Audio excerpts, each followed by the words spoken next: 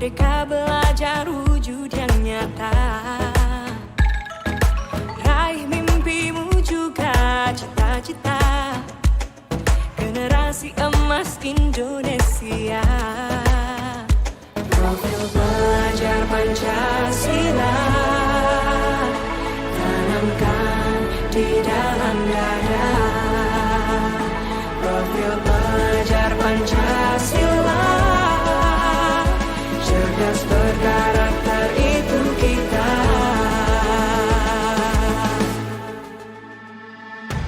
Beriman dan bertakwa pada Tuhan yang Maha Esa.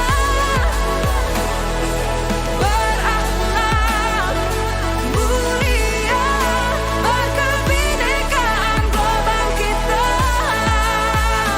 Gotong royong berjiwa mandiri, berpikir kreatif dan bernalar kritis. Perbedaan bukan suatu halangan untuk kita saling bergandeng tangan. Bhinneka Tunggal Ika semboyan negeri kita yang harus kita jaga bersama. Profil pelajar Pancasila tanamkan di dalam dada. Profil pelajar Pancasila cerdas berkarakter itu kita.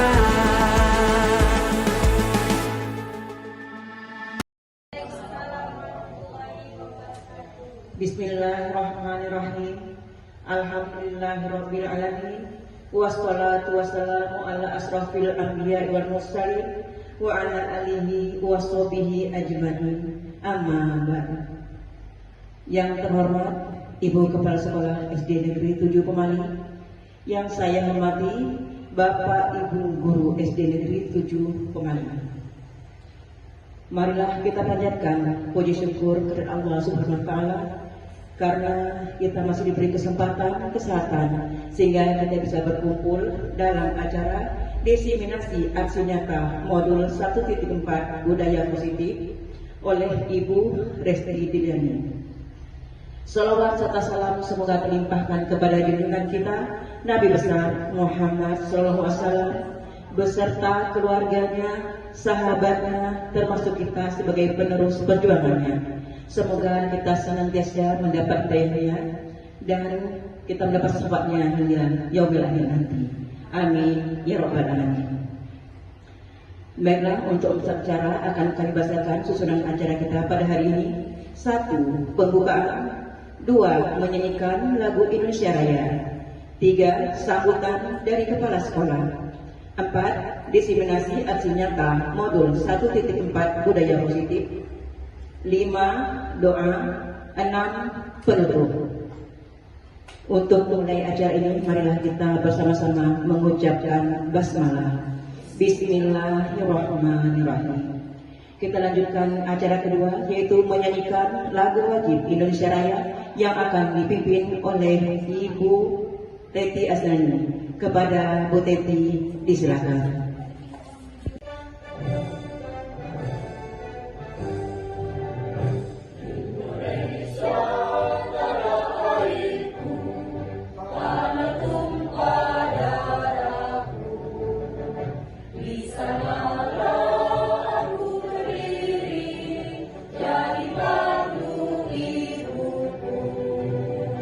Indonesia, bangsaku, bangsa dan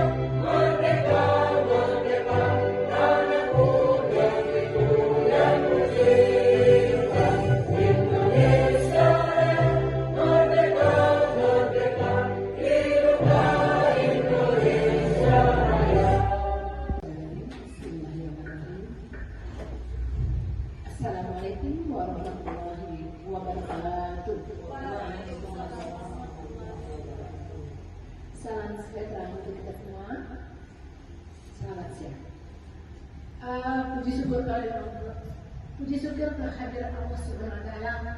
Pada hari ini kita bisa berkumpul di ruang kelas 6 dalam pelajarannya dalam rangka destinasi aksi modul 1.4 budaya positif yang akan diwakilkan oleh Ibu Resti CGP kita angkatan ke-11. Angkatan ke-9 ya, angkatan ke-9. Kemarin kan Ibu Rusmalaya menjadi CGP pada angkatan ke-5. Sekarang Ibu Resti angkatan ke-9. Dari dua guru yang ada di EJ7 ini, semoga memotivasi guru-guru yang lain untuk mengikuti CGP selanjutnya. Terutama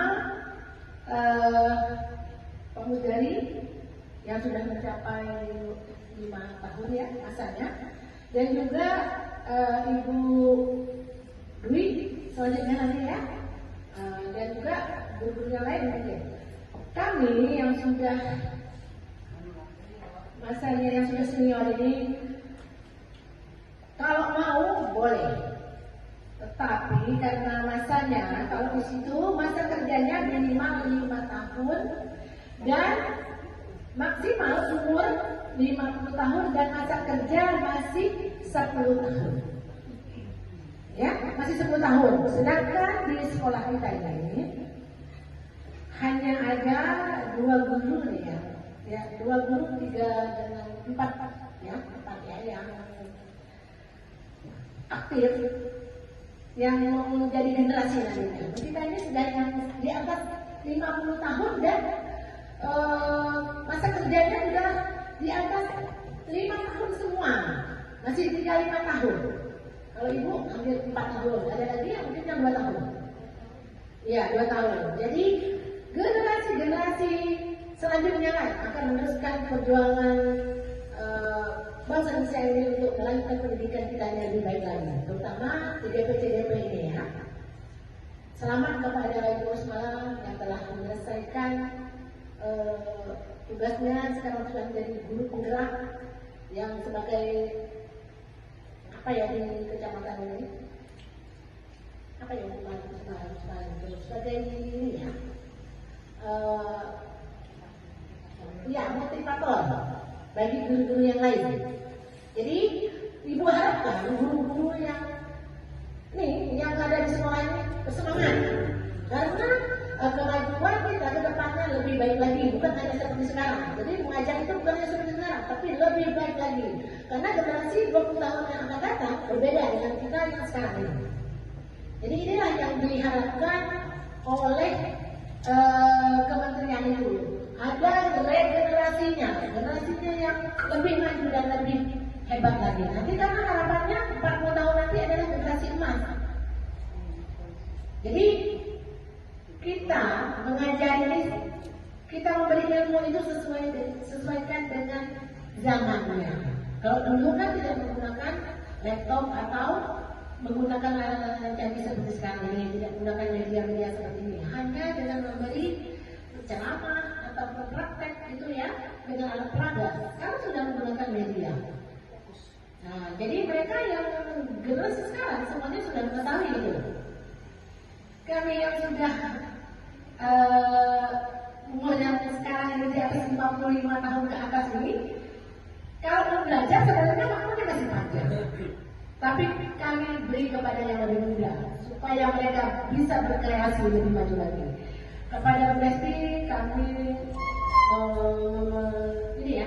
yang sudah meluangkan waktunya untuk saya memberikan informasi tentang diseminasi aksi nyata modul 1.4 budaya positif.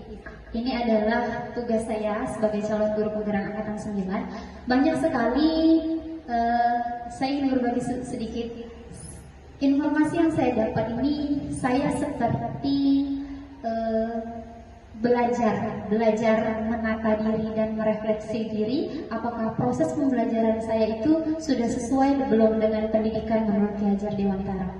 Dan pada saat modul 1.4 budaya positif ini, menurut saya banyak sekali kegiatan-kegiatan positif yang memang belum saya ketahui informasi dan pengetahuan yang seperti apa kira-kira guru pada saat kita nanti mendampingi anak murid kita yang sudah cakap akan teknologi. Nah, di sini saya mau berbagi, bukan saya yang menggurui, tapi kita sama-sama belajar. Kata Ki Hajar Dewantara, sepanjang kita belajar itu pastinya ada beberapa informasi yang kita dapat yang akan merubah paradigma kita dalam pendidikan. Nah, di sini saya akan mendiseminasikan aksi nyata modul 1.4 tentang budaya positif. Nah, terlebih dahulu kita harus mengetahui dulu apa budaya positif. Budaya positif merupakan perwujudan dari nilai-nilai atau keyakinan universal yang ditetapkan di sekolah. Budaya positif yang diterapkan di sekolah adalah salah satu perwujudan dari visi guru yang mengandung nilai-nilai kebajikan sesuai dengan tujuan pendidikan nasional yang dijabarkan dalam profil pelajar Pancasila. Nah, menurut Ki Hajar Dewantara, pendidikan adalah menuntun anak sesuai dengan kodrat alam dan kodrat zaman. Anak memiliki kodrat alam artinya punya minat, bakat, potensi yang berbeda. Dan itu adalah hal yang unik. Uniknya seperti apa? Kita dalam filosofi pendidikan menurut Ki Hajar Dewantara, kita adalah sebagai petani. Jadi petani itu mengolah tanah, memberikan pupuk, menyiram dan sebagainya. Itu adalah tugas kita sebagai guru, agar tumbuhan itu dianalogikan sebagai murid akan tumbuh dan berkembang sesuai dengan kodrat alam dan kodrat zaman. Nah, ini juga ada tujuan pendidikan nasional itu yang dijabarkan dalam profil pelajar Pancasila itu ada 6. Yang pertama adalah beriman bertakwa kepada Tuhan Yang Maha Esa. Yang kedua ada berkebinekaan global. Yang ketiga kreatif, gotong royong, bernalar, kritis dan mandiri. Nah, di dalam modul 1.4 budaya positif itu banyak terdapat ataupun subbagian yang akan saya tebarkan benih-benih kebaikan menurut modul budaya positif menurut Ki Hajar Dewantara. Di sini ada pembelajaran dengan paradigma baru, ada disiplin positif dan nilai-nilai kebajikan universal, ada teori motivasi, hukuman dan penghargaan, ada keyakinan kelas, kebutuhan dasar manusia, 5 posisi kontrol, sama satu lagi adalah segitiga restitusi. Apakah Bapak Ibu pernah mendengar ada beberapa informasi pada budaya positif yang saya tampilkan pada media PowerPoint di depan? Ada? Ada? Iya, dari 7. Ada 7 komponen yang akan saya berikan informasi pada Bapak Ibu tentang modul budaya positif ini. Ada berapa yang Ibu ketahui dari 7? Ada? Bu Dwi, ada berapa? Ya, kesempatan kelas. Ada lagi? Bu Rosmala? 5 posisi kontrol. Bu Teti? Oh, tidak terbaca. Oke. Pak Febri, ada berapa kira item yang Bapak pernah dengar atau informasi yang didengar dari informasi yang didapat? Keyakinan kelas. Pak Musdari? Oke, mantap. Pak Setia? Keyakinan kelas. Ya, Manu? Oke, Bu Atul? Oke, mantap. Bu Darita? Iya, disiplin positif. Ibu? Iya, artinya dari informasi yang nanti akan saya sampaikan sudah ada beberapa yang mengetahui konsepnya. Nah, di sini pembelajaran dengan paradigma baru. Bapak Ibu ketahui bahwasannya nanti kita proses pembelajarannya sudah berpacu kepada abad 21. Tujuan kita adalah menciptakan peserta didik yang memiliki disiplin diri sehingga mereka berperilaku mengacu kepada nilai-nilai kebajikan universal dan memiliki motivasi intrinsik dalam perubahan perilaku ke arah yang lebih baik. Nah, Bapak Ibu, pernah tidak Bapak Ibu menghukum siswa atau memberikan penghargaan kepada siswa. Sebenarnya itu boleh atau tidak? Boleh, yang positif-positif.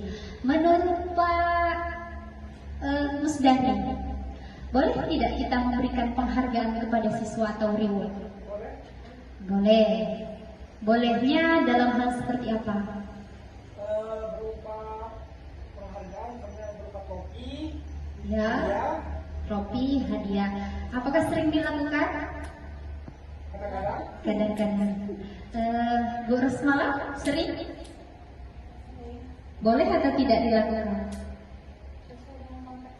Oh ya, sesuai dengan konteksnya. Sebenarnya Bapak Ibu, dari pembelajaran yang saya sudah pelajari, disiplin positif itu kita tidak boleh yang namanya memberikan hukuman atau penghargaan. Ada yang bisa jawab kenapa? Ada yang bisa jawab kenapa? Takut timbul kecemburuan sosial. Ya, seperti ini. Kalau teori hukuman dan penghargaan itu sebenarnya tidak diperbolehkan. Karena apa? Anak akan ada dua kemungkinan. Melakukan kebiasaannya karena dia takut dihukum. Yang kedua, ingin selalu merasa dianggap agar dia mendapatkan penghargaan itu. Jadi bukan timbul karena motivasi intrinsik yang ada di dalam dirinya. Berarti kalau ada hukuman dan penghargaan, itu adalah motivasi eksternal yang nanti dia dapat. Jadi dia akan berlomba-lomba sebaik mungkin agar nanti diberikan penghargaan kepada guru. Misalnya contohnya dikasih permen, dikasih yang tadi yang namanya trofi. Nah, kalau mau hukuman seperti itu juga, yang biasanya datang terlambat karena sudah dihukum, dia tidak akan datang terlambat lagi. Karena apa? Rasa ketakutan yang dia alami. Berarti dia motivasinya bukan dari dalam diri sendiri, tapi dari motivasi eksternal seperti dari orang lain. Boleh tidak kita misalnya memberikan penghargaan? Boleh, dengan menggunakan apresiasi, bukan penghargaan atau reward. Jadi misal seperti ini, ada yang mengerjakan tugas tepat waktu, dia mengumpulkan walaupun jawabannya benar atau salah, kita sebagai guru atau pendidik harusnya bisa mengapresiasi siswa kita yang sudah bertanggung jawab untuk menyelesaikan tugas yang diberikan.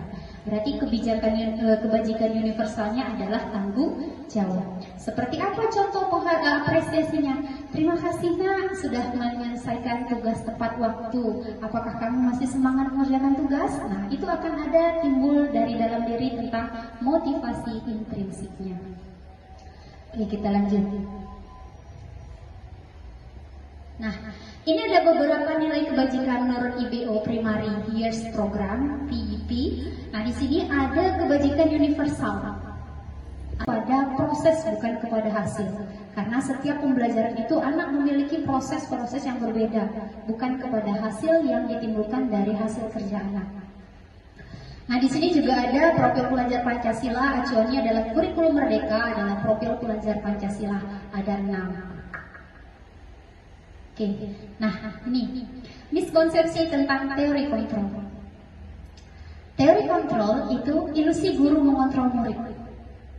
Nah, sejatinya kita masih melakukan beberapa kesalahan dalam teori kontrol ini. Ada ilusi bahwa semua penguatan positif, efektif, dan bermanfaat. Ilusi bahwa kritik dan membuat rasa bersalah mampu menguatkan karakter. Ilusi bahwa orang dewasa berhak untuk memaksa. Berarti di tahapan teori kontrol kita harus bisa merubah kalimat-kalimat di mana anak itu bisa menyelesaikan permasalahan sendiri yang ditimbulkan dari dia sendiri, atau ada yang namanya seperti kontrol pada dirinya sendiri untuk melakukan hal sesuatu yang berhubungan dengan motivasi intrinsik yang ada di dalam dirinya masing-masing. Nah, ini saya jelaskan. Nah, mengubah paradigma stimulus respon dengan pendekatan teori kontrol. Biasanya stimulus responnya seperti ini dan juga ada teori kontrol. Semua orang melihat hal yang sama, tapi dalam penggunaan teori kontrol setiap orang memiliki gambaran yang berbeda. Artinya konteks penyampaiannya, tujuannya sama, tapi cara penyampaiannya yang berbeda. Oke, di sini juga ada orang lain bisa mengontrol saya. Dengan teori kontrol, kita sudah bisa melihat bahwa hanya ada yang bisa mengontrol diri Anda. Hanya Anda yang bisa mengontrol diri Anda. Berarti terlihat bahwa tujuannya sama, tapi kalimatnya berbeda. Nah, kita masuk yang berikutnya adalah teori positif. Disiplin positif. Disiplin itu berasal dari kata disiplina yang artinya belajar. Disiplin mengacu pada disiplin diri yang memiliki tanggung jawab terhadap apa yang dilakukannya berdasarkan nilai-nilai yang diyakini. Sedangkan ada juga disiplin positif merupakan salah satu cara penerapan disiplin yang bertujuan untuk menumbuhkan kesadaran serta memberdayakan serta didik tanpa imbalan penghargaan atau reward, ancaman atau hukuman. Ini adalah 4.0, berarti proses pembelajaran pada 4.0 dan pembelajaran abad 21 itu tentang anak berpikir kritis. Nah, saya akan jelaskan satu persatu.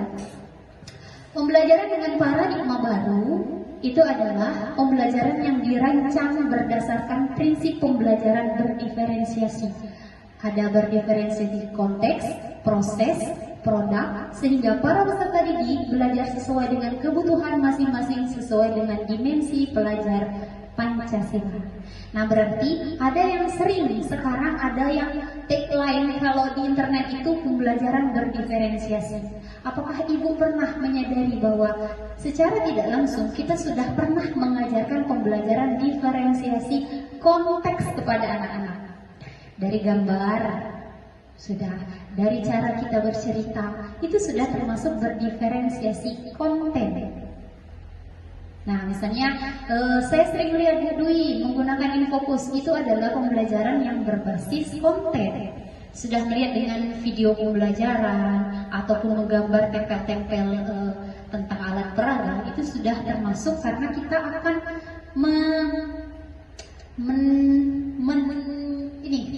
memberikan pengetahuan kepada anak-anak kita yang memiliki gaya belajar yang berbeda. Ada gaya belajar visual, ada audio visual, sama kinestetik. Jadi ketika anak-anak yang memiliki audio visual, dia lebih tertarik kepada gambar dan suara. Kalau visual melalui gambar-gambar, bisa kita tempel di kelas dan sebagainya. Ada juga yang kinestetik tinggi. Nah, kinestetik tinggi kita bisa menempel beberapa alat peraga yang mendapatkan informasi melalui mereka berjalan atau berlari di dalam lingkungan kelasnya masing-masing. Oke, kita lanjut. Produk sama, proses juga. Nah, ya, Bapak Ibu, pada tahapan selanjutnya kita pada kebutuhan dasar manusia. Kebutuhan dasar manusia adalah segala sesuatu yang kita lakukan untuk mendapatkan apa yang kita inginkan. Seluruh tindakan yang kita lakukan memiliki tujuan tertentu dan semua usaha terbaik yang kita lakukan adalah dalam rangka agar kebutuhan dasar kita terpenuhi dengan baik. Nah, kebutuhan dasar manusia kira-kira Bapak Ibu ada berapa? Ada berapa kebutuhan dasar manusia?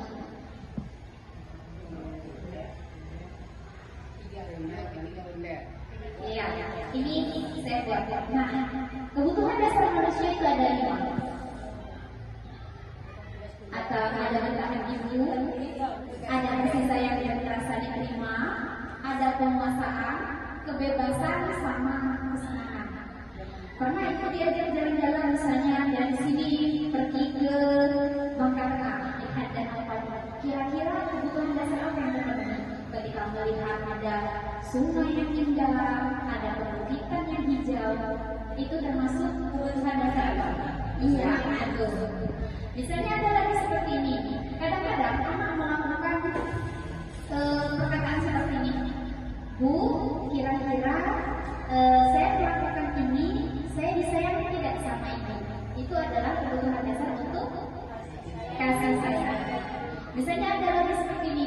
Bu, kita sering belajar di dalam kelas. Bagaimana kalau kita belajar di luar kelas? Kira-kira kebutuhan dasar apa yang dipenuhi? Iya, betul. Kebebasan. Dari yang ini, yang biasanya kebutuhan dasar manusia yang kita ketahui adalah makan, minum, dan seterusnya, itu adalah kebutuhan dasar untuk bertahan hidup. Nah, berikutnya, ya, kebutuhan dasar apa yang ingin dipenuhi? Saya punya 5 kalimat. Yang pertama, aku senang main kejar-kejaran dengan ibu guru. Yang kedua, ibu guru bilang, aku tidak boleh bersenandung sewaktu mengerjakan tugas. Katanya, kelas harus tenang, tidak ada suara, dan enggak seru jadinya. Ada juga yang ketiga, ibu kejar aku karena ibu guru sayang aku. Yang keempat, aku sebel, gambarku tidak rapi, malah ibu guru menunjukkan ke teman-temanku di depan kelas. Yang kelima, aku bosan, masa belajarnya cuma gitu-gitu aja, dengerin ibu guru aja. Nah, di sini ada 5 kebutuhan dasar selain bertahan hidup tadi. Nah, pilihan jawabannya adalah kebebasan, penguasaan, cinta dan kasih sayang. Satu lagi adalah kesenangan. Kira-kira boleh ditelaah dulu nanti yang mengetahui kebebasan, penguasaan dan kasih sayang boleh kita cek.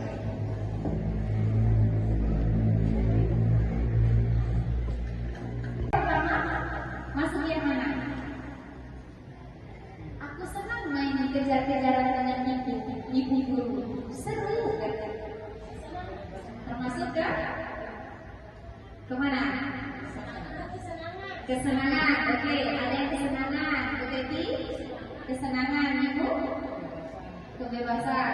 Oke. Pilih jawaban masing-masing di dalam hati, nanti kita cek jawabannya.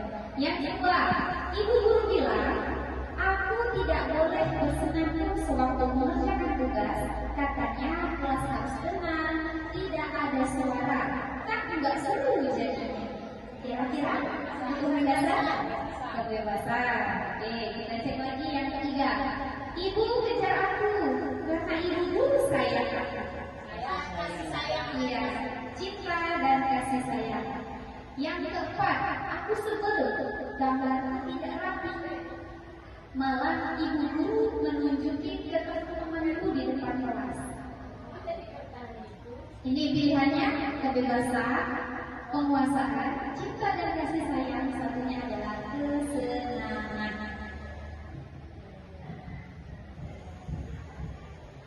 Kira-kira adalah penguasaan. Boleh. Aku bosan, masa belajarnya cuma gitu-gitu aja, dengerin ibu-ibu aja. Kebebasan. Oke, sekarang kita cek pilihan jawaban. Nah, aku senang main kejar-kejaran. Kuncinya senang. Jadi setiap kalimat itu ada kuncinya. Kebutuhan dasar apa yang ingin dia penuhi? Berarti dia kebutuhan dasar yang ingin dipenuhi adalah yang pertama, kesenangan. Yang kedua, ibu guru bilang, aku tidak boleh bersenandung sewaktu mengerjakan tugas. Katanya kelas harus tenang, tidak ada suara, kan tidak seru jadinya. Berarti kesenangan dia itu bersenandung di dalam kelas. Nah, itu berarti ke dalam kesenangan. Ya, berikutnya Bapak Ibu, untuk yang kedua, ibu guru bilang, aku tidak boleh bersenandung sewaktu mengerjakan tugas. Katanya kelas harus tenang, tidak ada suara, kan nggak seru jadinya. Berarti kebutuhan dasar yang ingin dia penuhi adalah kesenangan. Karena anak itu mungkin sering bersenandung atau menyanyi kecil di dalam kelas. Berarti kebutuhan dasar untuk kesenangan yang ingin dia penuhi.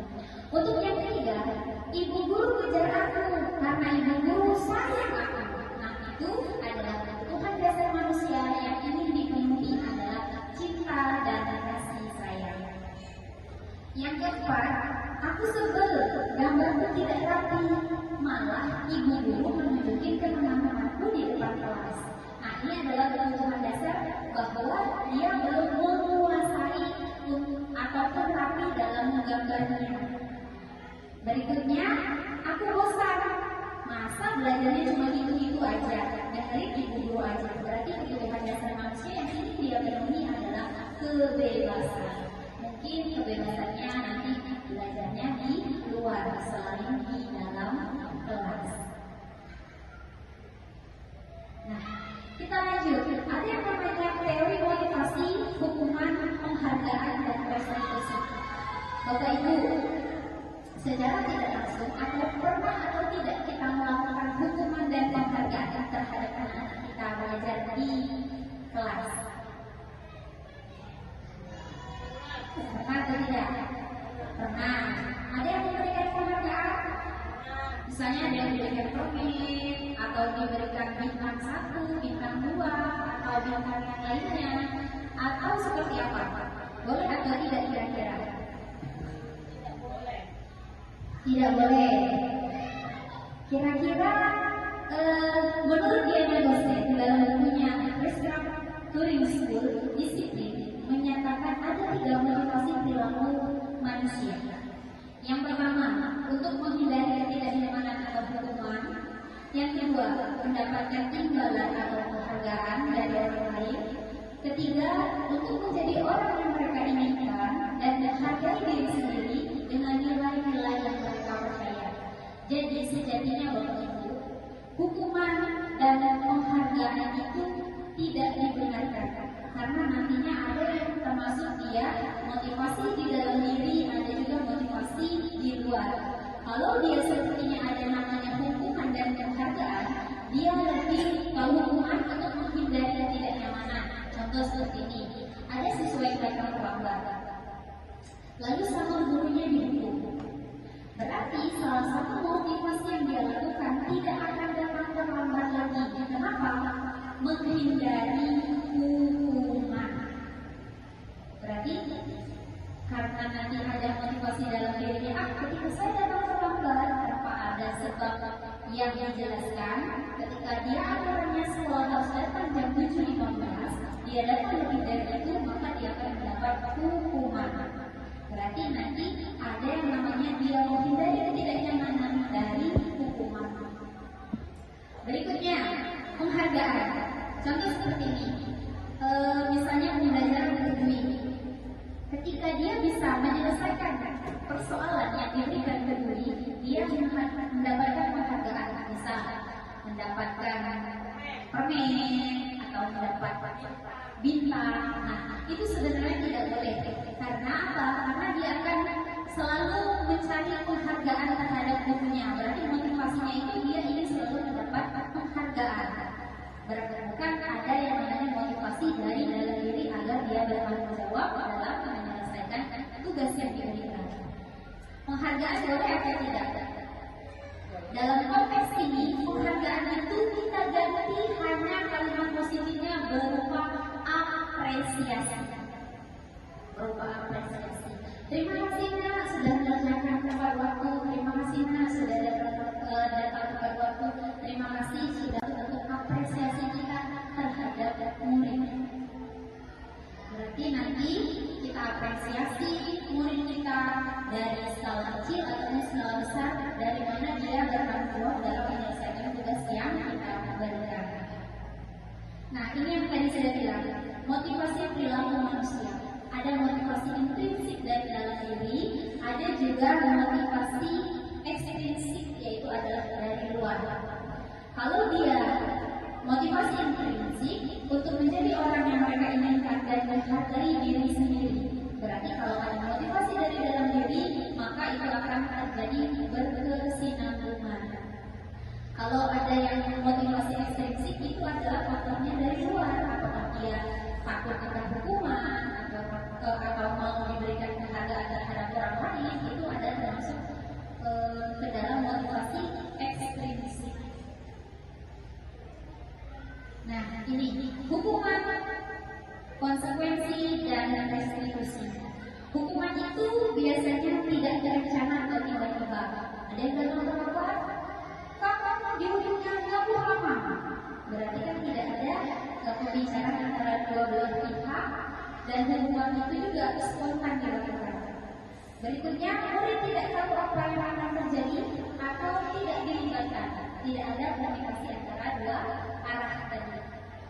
Yang ketiga, bersifat satu arah, artinya guru yang memberikan hukuman kepada murid atau siswanya. Berikutnya, berupa hukuman fisik atau psikis. Biasanya ada yang siswa datang terlambat atau tidak mengerjakan tugas, kita lakukan hukuman seperti ini.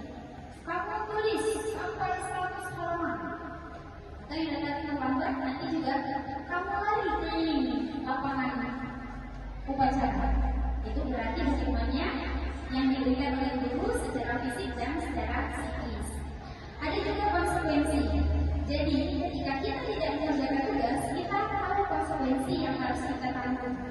Itu namanya bedanya hukuman dan konsekuensi. Kalau konsekuensi terencana atau disepakati sesuai dengan peraturan atau keyakinan kelas atau keyakinan sekolah. Murid tetap dibuat tidak nyaman karena dia harus tahu konsekuensi yang dia tanggung akibat dari perbuatan yang dia lakukan. Berikutnya, sikap guru selalu memonitor murid. Berarti kalau konsekuensinya sudah dibuat, apakah dilakukan atau tidak. Nah, ini akan kita lakukan nanti restitusi. Restitusi adalah proses menciptakan kondisi bagi murid untuk memperbaiki kesalahan. Berikutnya, proses kolaboratif yang mengajarkan murid untuk mencari solusi sendiri. Bapak Ibu, sekarang bahwasannya murid itu adalah termasuk dalam posisi kontrol, dia harus bisa mengontrol dirinya sendiri. Maka tahapan yang perlu dilakukan adalah tahapan restitusi. Jadi anak-anak tahu kesalahannya apa, lalu dia bisa mencari solusi dari yang dia lakukan. Misalnya ada kesalahan seperti ini, dia sering terlambat masuk. Kita cari, kita gali informasi dari dia. Kenapa datang terlambat? Apa alasannya? Tanyakan keyakinan kelas kita seperti apa? Dia harus memvalidasi kesalahannya seperti apa? Maka itu merupakan satu solusi yang tepat dalam anak-anak menyelesaikan permasalahan. Nah, berikut dari pemahaman yang tadi saya jelaskan, ada hukuman dan konsekuensi. Ada 4 kalimat di sini yang akan Bapak Ibu berikan, apakah dia termasuk hukuman ataukah konsekuensi. Boleh silakan dibaca.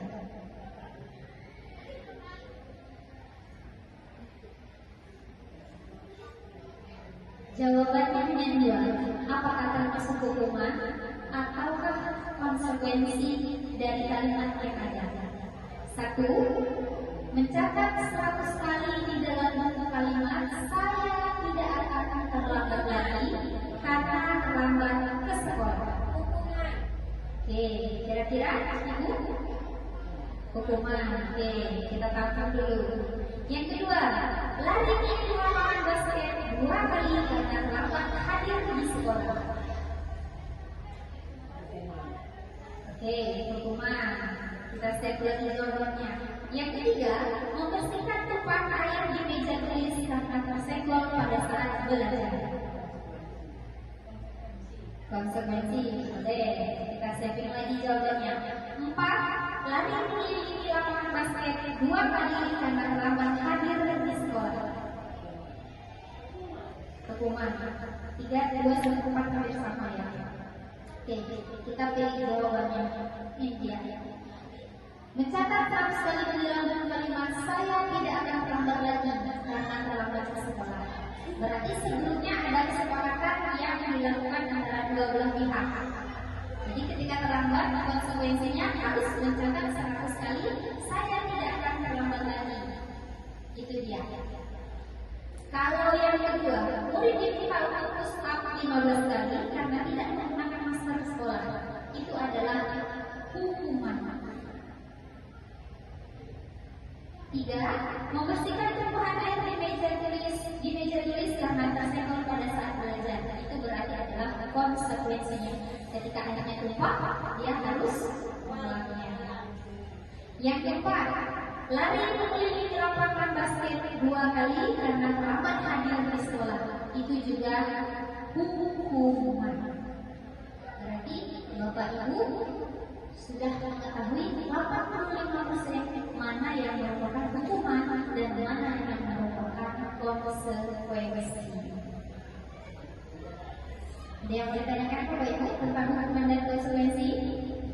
Ya, Bapak Ibu sudah paham untuk masalah hukuman dan konsekuensi. Oke, sekarang kita refresh dulu. Nah, silakan berdiri.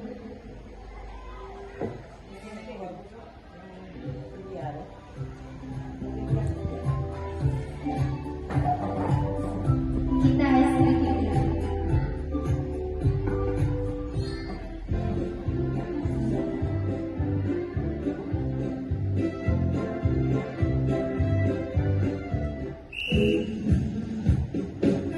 Siap ya gerakan tangan dan kakinya.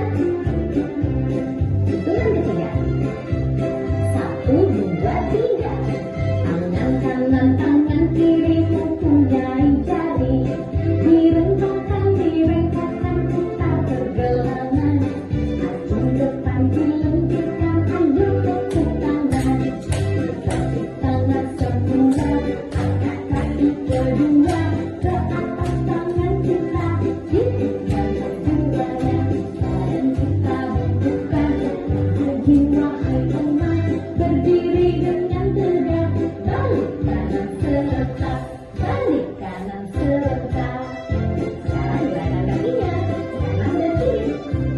Kaki kanan, kaki kiri di tempat gerakan. Samping kanan, samping kiri, putar ke belakang. Hadap kanan, hadap kiri, lalu putar badan. Tepuk tangan semula, angkat kaki kedua. Ke atas tangan kita, hitungan keduanya. Badan kita bentukkan, jiwa hai teman. Berdiri dengan tegak, balik kanan serentak, balik kanan serentak. Gerakan lagi tangannya. Tangan kanan, tangan kiri, siap ya. Tangan kanan, tangan kiri mempunyai jari. Direntangkan, direngkahkan, putar pergelangan. Acung depan dilengkitkan, ayo tepuk tangan. Tepuk tangan semula, angkat kaki kedua. Ke atas tangan kita, hitungan keduanya. Badan kita bentukkan, jiwa hai teman. Berdiri dengan tegak, balik kanan serentak, balik kanan serentak. Gerakan kakinya.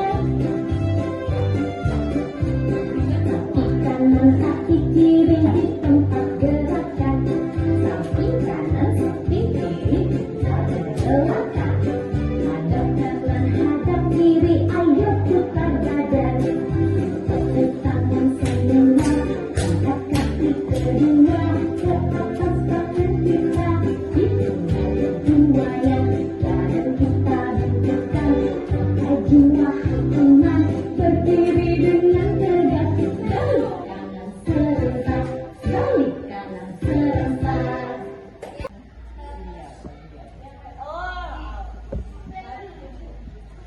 Oke,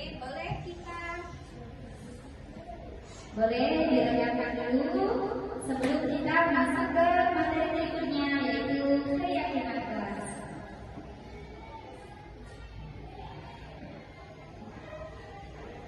Oke, saya lanjutkan. Keyakinan kelas. Apakah Bapak Ibu punya keyakinan kelas atau peraturan kelas? Keyakinan kelas. Oke. Mengapa keyakinan kelas? Mengapa tidak peraturan kelas saja? Kalau keyakinan dibuat bersama, kalau peraturan Oke, kalau keyakinan kelas dibuat bersama, kalau peraturan kelas dibuat sendiri oleh biasanya. Oke, hanya satu pihak. Betul. Kenapa sekarang keyakinan kelas? Bahwasannya kita harus memiliki komunikasi dua arah antara guru dan murid ketika berada di dalam kelas. Jadi sejatinya akan menuntut kondisi bahwa siswa itu harus meyakini keyakinan kelas yang mereka buat dengan kesepakatan mereka antara mereka dan guru dalam bentuk tulisan ataupun berbentuk poster yang ada di kelas mereka masing-masing. Nah, ini dia.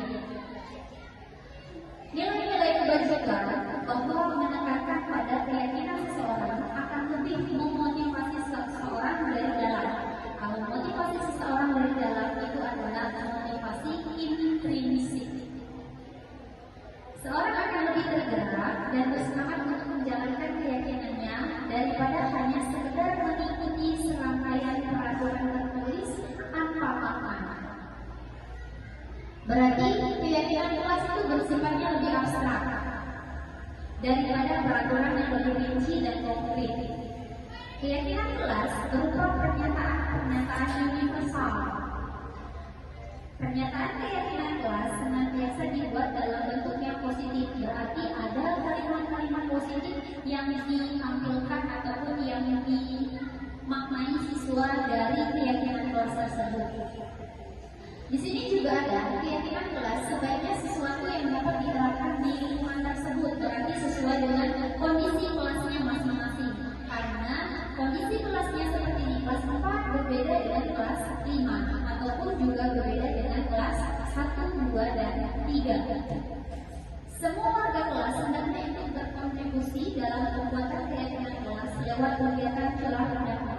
Jadi sejatinya guru hanya memfasilitasi anak-anak atau murid dalam membuat kesepakatan kelasnya.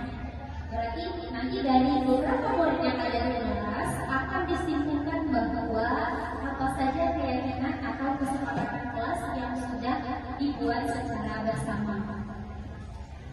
Berikutnya, bersedia meninjau kembali keyakinan kelas dari waktu ke waktu, berarti menyesuaikan dengan kondisi masing-masing. Nah, saya punya beberapa kesepakatan kelas. Nah, ini ada 3 yang saya buat kesepakatan kelas, tapi ini belum bersifat dalam bentuk kalimat positif. Mengubah kalimat negatif menjadi kalimat positif dalam keyakinan kelas. Bapak Ibu, dalam setiap keyakinan kelas itu biasanya tidak menggunakan kata jangan atau dilarang. Nah, ini saya buat 3. Dilarang datang terlambat. Yang kedua, tidak diperbolehkan menggunakan seragam sekolah yang berbeda. Yang ketiga, dilarang membawa handphone. Kira-kira dari 3 kalimat itu adalah merupakan 3 kalimat negatif untuk keyakinan kelas. Bagaimana cara Bapak itu untuk merubah dari keyakinan kelas saja yang masih menggunakan kalimat negatif, yaitu ada yang dilarang dan ada yang tidak, dirubah ke dalam kalimat positif untuk keyakinan kelas Bapak Ibu. Datang ke sekolah tepat waktu, ya. Karena dilarangnya itu untuk keyakinan kelas itu kurang baik dalam kalimatnya. Berarti untuk yang pertama ini boleh dirubah menjadi datang ke sekolah tepat waktu.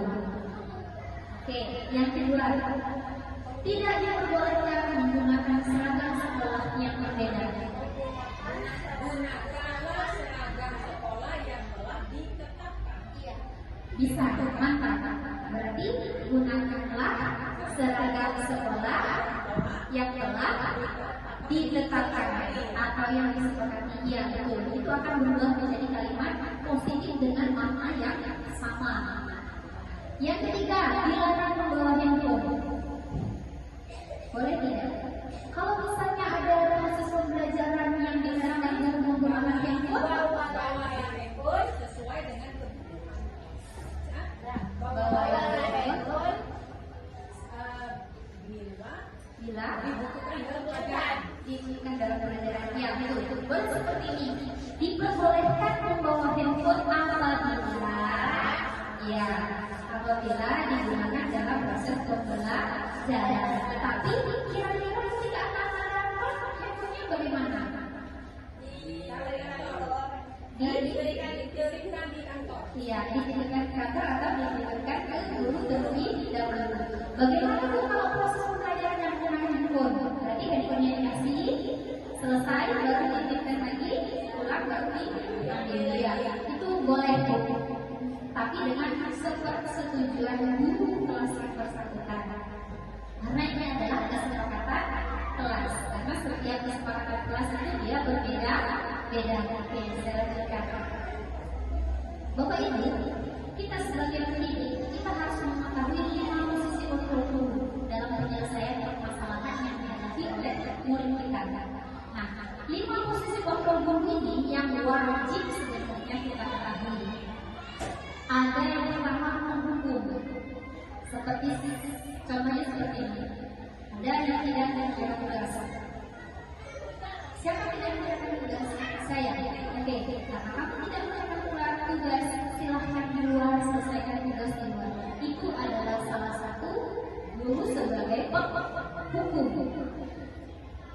Yang kedua, pembuat merasa bersalah. Contohnya juga seperti ini. Tadi dengan konteksnya tidak mengerjakan tugas. Ini pun sama. Mengapa kamu tidak mengerjakan tugas? Misalnya, Bu, saya tidurnya terlambat atau saya terlupa. Salah satu solusi yang ditampilkan ataupun yang dibuat oleh guru membuat merasa bersalah seperti ini. Kalau kamu tidak mengerjakan tugas, bisa saja nanti kamu tidak naik kelas. Nah, itu juga sebagai membuat merasa bersalah. Ada juga sebagai teman. Ada juga pemantau dan manajer. Perhatikan cuplikan video yang akan saya perlihatkan.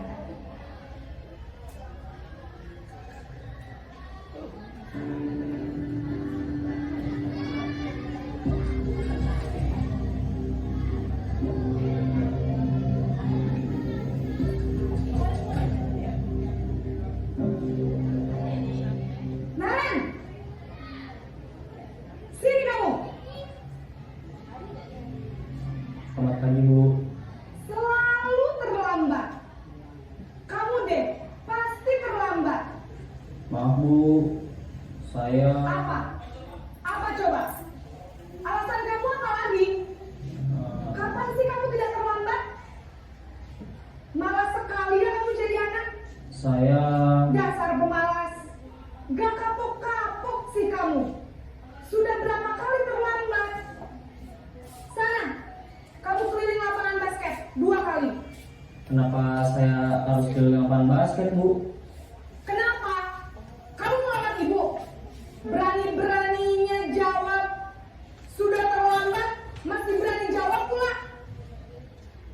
Sekarang, keliling lapangan basket 5 kali sekalian. Biar kapok. Cepat, pergi sana ke lapangan basket.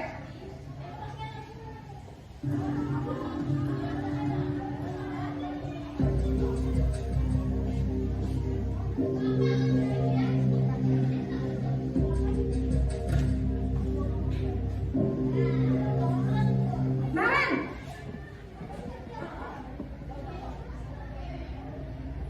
Selamat pagi, Bu. Naren, kamu kenapa terlambat lagi, nak? Ya Tuhan, Naren, kamu senang ya bikin ibu susah ya? Kalau kamu terlambat lagi, nanti ibu yang ditegur bapak kepala sekolah, nak. Disangka ibu tidak bisa membina kamu. Duh, gimana ini? Maaf, Bu. Duh, Gusti Naren, kamu suka ya kalau ibu ditegur bapak kepala sekolah? Terus, sekarang ibu harus tulis apa ini di buku absen? Ini kamu sudah sering terlambat loh. Ibu harus apa coba? Maaf, Bu.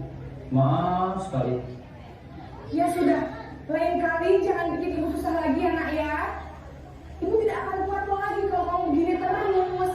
Bisa jantungan kalau ibu ditegur bapak kepala sekolah. Sana cepat ke kelas. Maaf ya, Bu. Maaf sekali.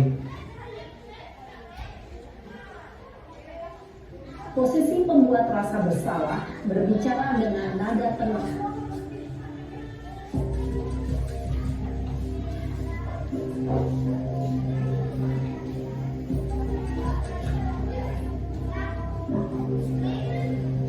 Naren!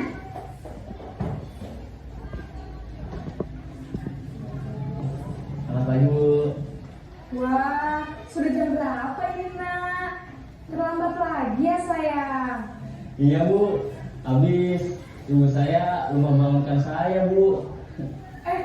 kamu malah menyalahkan ibu kamu. Kamu bukannya anak yang larinya paling kencang. Kok terlambat sih? Iya Bu, saya memang terlambat bangun tadi. Jadi biar saya lari kencang, tetap nggak kekejar Bu. Ya sudah sana. Nanti lain kali larinya lebih kencang lagi ya. Biar gak terlambat lagi. Bikin seneng ibu. Demi ibu. Bisa kan?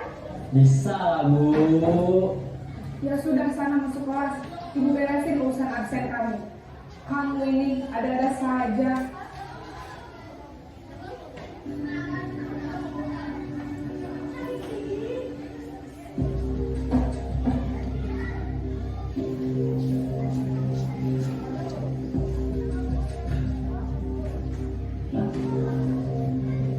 Naren!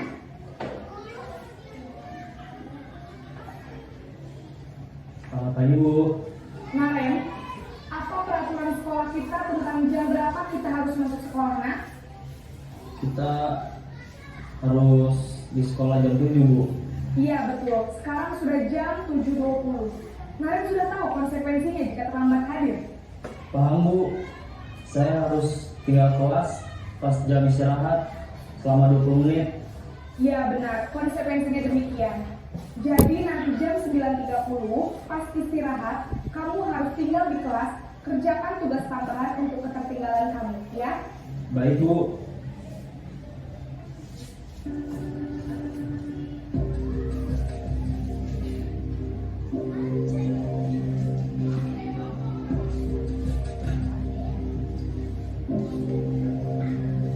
Naren!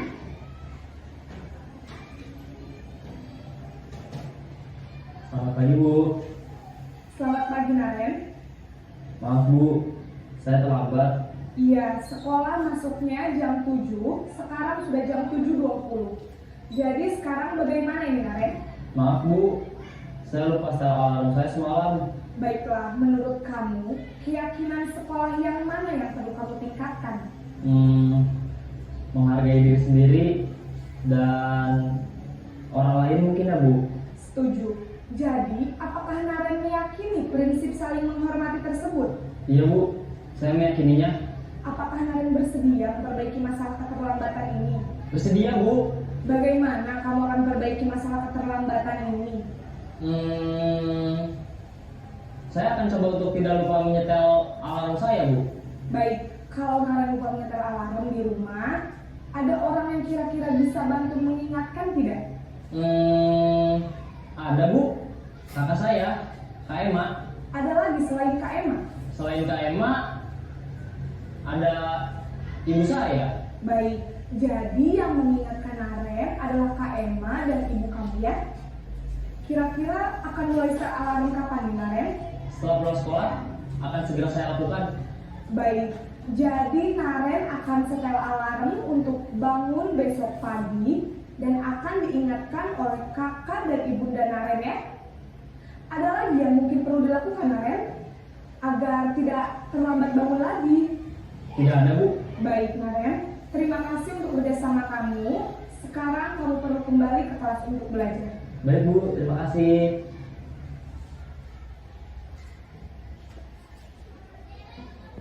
Tadi adalah cuplikan video Naren yang terlambat masuknya jam 7, dia masuk jam 7.20. Ada 5 posisi kontrol guru yang ditayangkan pada video. Ada sebagai pembuku, ada sebagai pembuat rasa bersalah, ada teman, pemantau, dan manajer. Nah, dalam baiknya posisi kontrol guru dalam menyelesaikan permasalahan itu adalah manajer.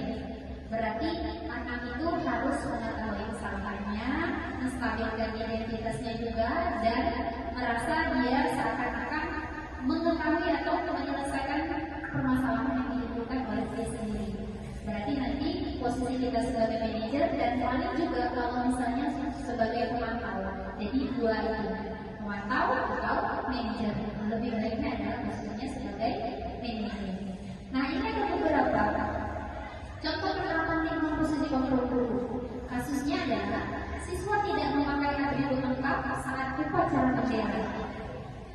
Nah, ketika pada posisi kontrol itu adalah pada bendera selama 1 jam. Itu posisi kontrol guru sebagai pembuku.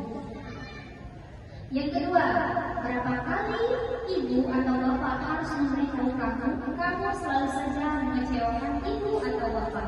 Itu berarti sebagai membuat merasa bersalah. Ada juga kasusnya yang sama. Ayo dong, ikuti aturan sekolah. Tolong bantu ibu atau bapak. Ya, sekali ini, ya sudah tidak apa-apa. Lain kali jangan sampai berbuat seperti ini lagi ya. Berarti posisi kontrolnya adalah sebagai teman. Kalau dia sebagai pemantau, kamu sudah melanggar peraturan sekolah. Kamu tahu konsekuensinya. Setelah upacara, kamu beli atributnya, fotografi, dan jangan diulangi lagi. Itu adalah sebagai pemantau. Yang terakhir, posisi kontrolnya sebagai manajer. Sebagai manajer, apakah kamu tahu kesalahanmu? Berarti ditanyakan dulu dia melakukan kesalahan apa. Lalu kira-kira bagaimana kamu memperbaiki kesalahanmu? Berarti dari masalah yang ditimbulkan, anak itu harus bisa mencari solusi yang ditimbulkan dari permasalahannya. Itu adalah posisi yang baik dalam posisi kontrol guru. Nah, berikutnya seperti ini. Bapak Ibu pernah mengalami permasalahan di sekolah atau di dalam kelas? Sebaiknya itu yang menggunakan adalah segitiga restitusi. Apakah sudah pernah dengar? Segitiga restitusi? Belum.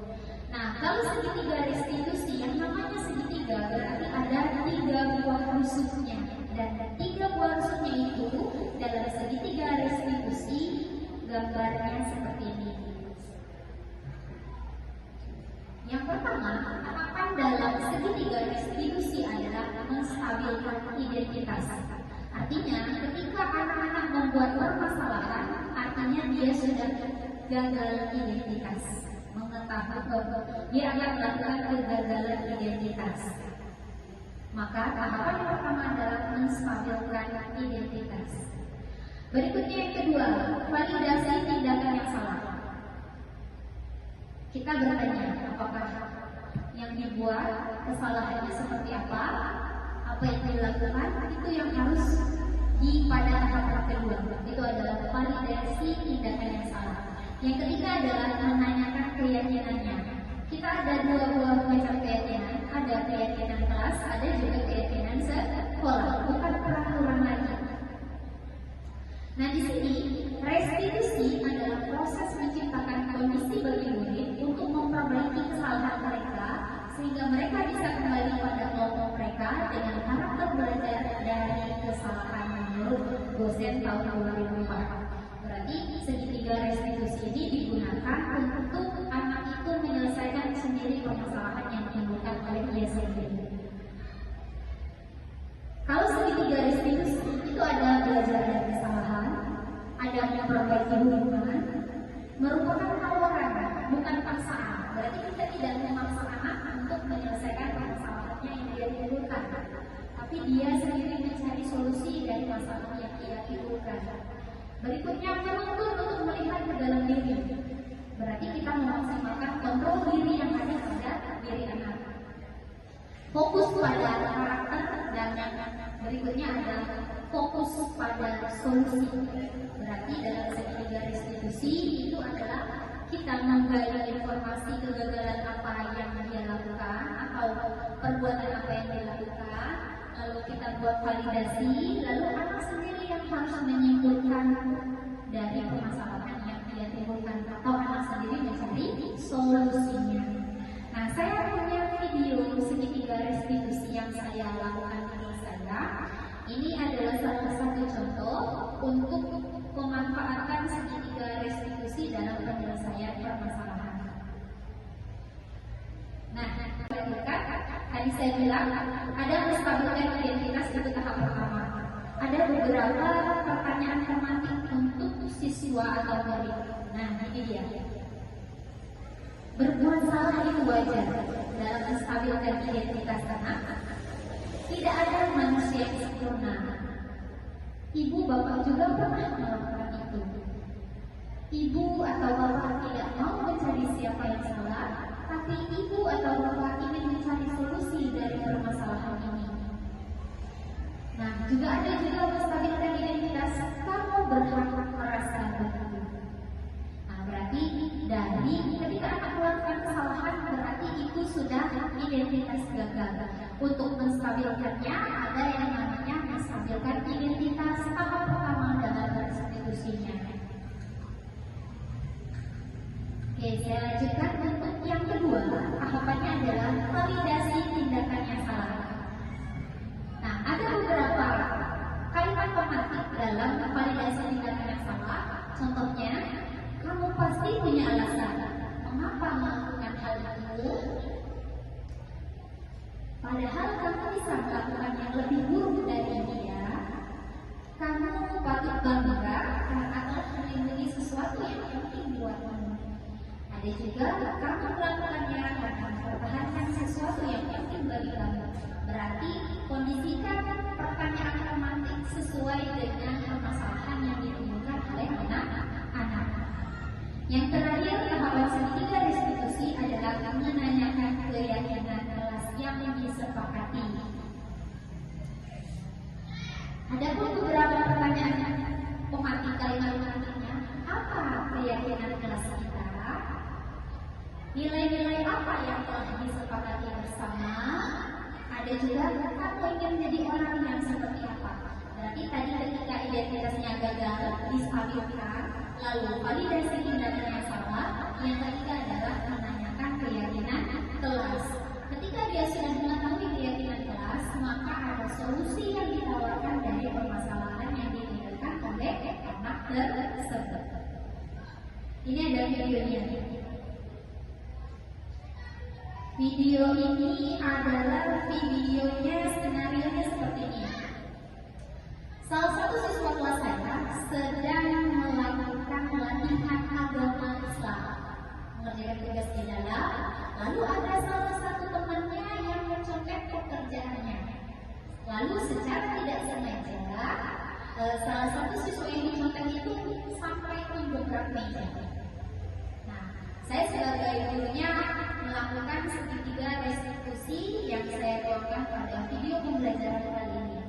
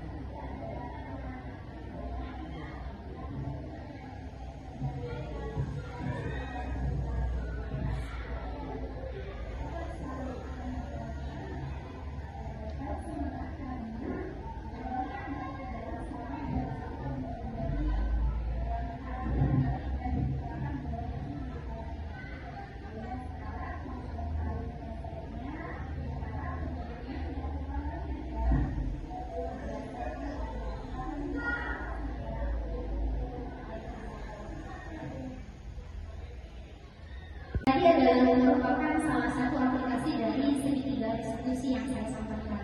Nah, ketika anak memiliki masalah terhadap apa yang dia lakukan, berarti anak itu sudah mengalami identitas gagal. Nah, untuk menstabilkan tadi identitasnya adalah segitiga diskusi agar anak bisa menyelesaikan permasalahan yang dia timbulkan dan mencari solusinya sendiri. Ya, ada Bapak Ibu yang ingin ditanyakan atau sudah paham dengan diseminasi saya hari ini? Ada? Oke, alhamdulillah. Nah, Bapak Ibu, terima kasih atas waktu yang sudah diberikan untuk saya menyampaikan sedikit berbagi tentang budaya positif, diseminasi modul 1.4. Terima kasih. Semoga selalu diberikan kesehatan dan saya akhiri. Wassalamualaikum warahmatullahi wabarakatuh. Assalamualaikum warahmatullahi wabarakatuh. Yang pertama saya ucapkan terima kasih karena sudah diberi kesempatan untuk menyampaikan testimoni dari kegiatan diseminasi aksi nyata modul 1.4 tentang budaya positif. Dari kegiatan diseminasi ini banyak sekali pengetahuan yang saya dapatkan, seperti adanya pembelajaran berdiferensiasi baik secara konteks, proses maupun produk. Kemudian ada juga yang namanya 5 kebutuhan dasar manusia. Yang pertama adalah bertahan hidup, yang kedua kebebasan, ada kesenangan, rasa cinta dan kasih sayang, dan penguasaan. Selain itu ada juga 5 posisi kontrol sebagai guru, yaitu ada yang namanya penghukum, kemudian ada yang namanya pemantau, ada pembuat rasa salah, kemudian ada yang namanya teman, dan ada yang sebagai manajer. Untuk penyelesaian masalah ada yang namanya segitiga restitusi. Segitiga restitusi ini ada 3 tahapan. Yang pertama adalah menstabilkan identitas, kemudian validasi tindakan yang salah, dan yang terakhir adalah menanyakan kesepakatan kelas yang sudah disepakati. Dari informasi yang di atas, saya merasa masih banyak yang harus saya perbaiki, baik dalam proses pembelajaran maupun cara seorang guru untuk menyelesaikan masalah yang ditimbulkan oleh siswa. Memerdekakan siswa dalam belajar dan memenuhi kebutuhan belajar siswa yang dibutuhkan oleh masing-masing siswa. Terima kasih. Wassalamualaikum warahmatullahi wabarakatuh.